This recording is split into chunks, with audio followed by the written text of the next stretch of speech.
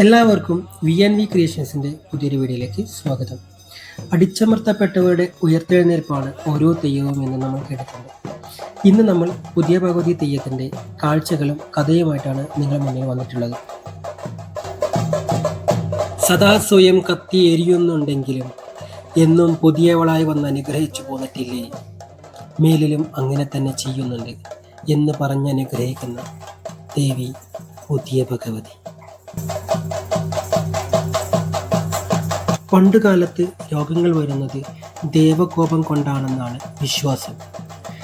തെയ്യക്കോലങ്ങളിൽ രോഗദേവതകളെ നമുക്ക് കാണാം. ഇവരിൽ രോഗം വിതയ്ക്കുന്നവരും രോഗം ശമിപ്പിക്കുന്നവരുമുണ്ട്. പുതിയ ഭഗവതി അത്തരം രോഗങ്ങളെ മാറ്റുന്ന ദേവതയാണെന്നാണ് സങ്കല്പം.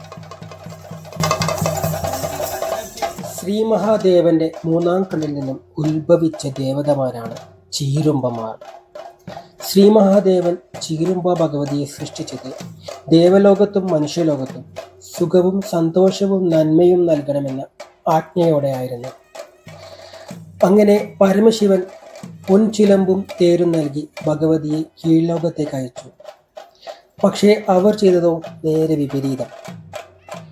തന്നെ സൃഷ്ടിച്ച ശ്രീ മഹാദേവന് തന്നെ വസൂരിക്കുരുപ്പ് നൽകാൻ അവർ വടി കാണിച്ചില്ല. അങ്ങനെ ദേവലോകത്ത് വസൂരി പടർന്നു പിടിച്ചു. കീഴ്ലോകത്തെത്തിയ ചീരുമ്പമാർ അവിടെ നാട്ടുകാർക്ക് മുഴുവൻ വസൂരി നൽകി. അവിടുത്തെ സന്തുലനം തകിടമറിയാൻ ഇത് കാരണമായി. പൂജാവിധികൾ മാറിമറിഞ്ഞു. ഈ സമയത്ത് മേൽലോകത്തെ മഹാദേവന്റെ അസുഖം വർദ്ധിച്ചിരുന്നു. ദേവകുലത്തിനും പട്ടിരികുലത്തിനും വസൂരി പിടിപെട്ടു. കുറുതിമുട്ടിയ ദേവതകൾ മഹാദേവന്റെ അടുക്കൽ ചെന്ന് പരാതി പറഞ്ഞു. പരിഹാരാർത്ഥം ശ്രീ മഹാദേവൻ ഒരു യാഗം നടത്തുവാൻ തീരുമാനിച്ചു. അതിൻ്റെ ചുമതല മൂത്ത പട്ടേരിക്ക് നൽകി. മൂത്ത പട്ടേരി വലിയൊരു അഗ്നികുണ്ഡം സൃഷ്ടിച്ച് 40 ദിവസം യാഗം നടത്തി. 41-ാം ദിവസം ഹോമകുണ്ഡത്തിൽ നിന്നും പുതിയൊരു പൊന്മകൾ ഉയർന്നു വന്നു. അതാണ് പുതിയ ഭഗവതി, ശ്രീ മഹാദേവന്റെ പൊന്മകൾ. തന്നെ തോറ്റിച്ചമച്ചത് എന്തിനാണെന്ന് ഭഗവതി ശ്രീ മഹാദേവൻ തിരുവടി നല്ലച്ചനോട് ചോദിച്ചു. നീ ദേവലോകത്തെയും മനുഷ്യലോകത്തെയും വസൂരി രോഗം തടവി ഒഴിവാക്കണം എന്ന് ഭഗവാൻ പറഞ്ഞു. അതിനായി തൻ്റെ ദാഹം ആദ്യം തീർത്തരണമെന്ന് ഭഗവതി അപേക്ഷിച്ചു. പരമശിവൻ ഭഗവതിക്ക് കോഴിയും കുരുതിയും കൊടുത്തു ഭഗവതിയുടെ ദാഹം തീർത്തു. മനസ്സ് നിറഞ്ഞ ഭഗവതി ശ്രീ മഹാദേവന്റെ മുഖത്തെ തൃക്കുരുപ്പും മാറിടത്തിലെ വസൂരി രോഗവും തടവി ഒഴിവാക്കി.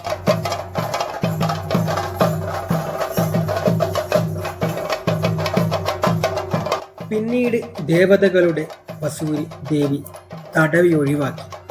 ഭൂമിയിൽ ചീരമ്പന്മാർ വാരി വിതറിയ വസൂരി ഇല്ലാതാക്കാൻ പൊന്മകൾ കൂടി കീഴ്ലോകത്തേക്ക് പോകണമെന്ന് മഹാദേവൻ കൽപ്പിച്ചു. മഹാദേവൻ നൽകിയ വാളും ചിലമ്പും കനകപ്പൊടിയും കയ്യിലേറ്റി മനുഷ്യലോകത്തേക്ക് യാത്ര തിരിച്ചു. സഹായത്തിനായി 6 ആൺമക്കളെയും കൂടെ അയച്ചു. പുതിയ ഭഗവതി ഭൂമിയിലെ വസൂരി പിടിപെട്ടവരുടെ രോഗം തടവി മാറ്റി രക്ഷിക്കുകയും ചെയ്തു.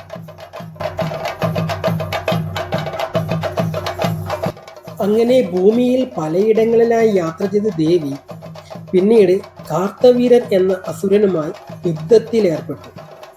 ആ യുദ്ധത്തിൽ തൻ്റെ 6 ആൺമക്കളും കൊല്ലപ്പെട്ടു. കോപം പൂണ്ട ഭഗവതി അസുരനെ കൊന്ന് അഗ്നിയിലിട്ട് ചുട്ടരിച്ചു. കോപം ശമിക്കാതെ വിൽവാപുരം കോട്ടയും തീയിട്ട് നശിപ്പിച്ചു. മക്കൾ കൂടെയില്ലാതെ വിൽവാപുരം കോട്ടയിൽ താമസിക്കില്ലെന്ന് തീരുമാനിച്ച് അവിടം വിട്ടിറങ്ങി. ഒരു പ്രതികാര ദേവതയായി തെക്കോട്ടേക്ക് തിരിച്ചു. വഴിയിൽ കണ്ട സർവ്വതും ദേവിയുടെ കോപാഗ്നിക്കിരയായി. സഞ്ചാരപാതയിൽ സഹോദരി സ്ഥാനിയായ ചീരുമ്പയെ കണ്ടു. ആദ്യം കോപം പൂണ്ടുവെങ്കിലും പിന്നീട് അത് സഹോദരിയാണെന്ന് ബോധ്യമായി. കുറെ സഞ്ചരിച്ച ഭഗവതി തെക്ക് നിന്ന് വടക്കോട്ടേക്ക് യാത്ര ചെയ്തു. മാത്തോത്ത് വീരാൾക്കാളി അമ്മയുടെ സമീപമെത്തി. ആളുകളെ നശിപ്പിച്ചാണ് വരുന്നതെന്ന് മനസ്സിലാക്കിയ വീരാർക്കാളി തിരുനട അടച്ചു. സങ്കടവും ദേഷ്യവും തോന്നിയ ഭഗവതി തൻ്റെ പ്രഭാവത്താൽ നട്ടുച്ചയെ ത്രിസന്ധ്യയാക്കി മാറ്റി. ഇത് കണ്ട് വീരാൾക്കാളിക്ക് വന്നത് ശ്രീമഹാദേവന്റെ പൊന്മകളാണെന്ന് മനസ്സിലായി. തിരുനട തുറന്നു ഭഗവതിയെ വരവേറ്റു. തൻ്റെ വലതുഭാഗത്ത് സ്ഥാനവും നൽകി.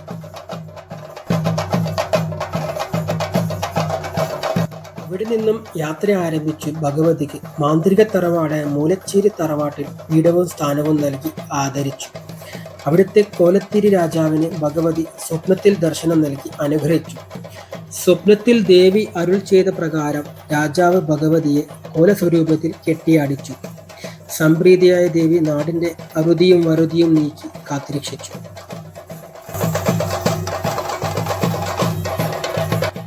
ഇതാണ് പുതിയ ഭഗവതിയുടെ കഥ. എല്ലാവർക്കും വീഡിയോ ഇഷ്ടമായി എന്ന് വിശ്വസിക്കുന്നു. ഇഷ്ടമായാൽ വീഡിയോ ലൈക്ക് ചെയ്ത് സപ്പോർട്ട് ചെയ്യുക. മറ്റൊരു വീഡിയോയുമായി ഉടൻ തന്നെ കാണാം.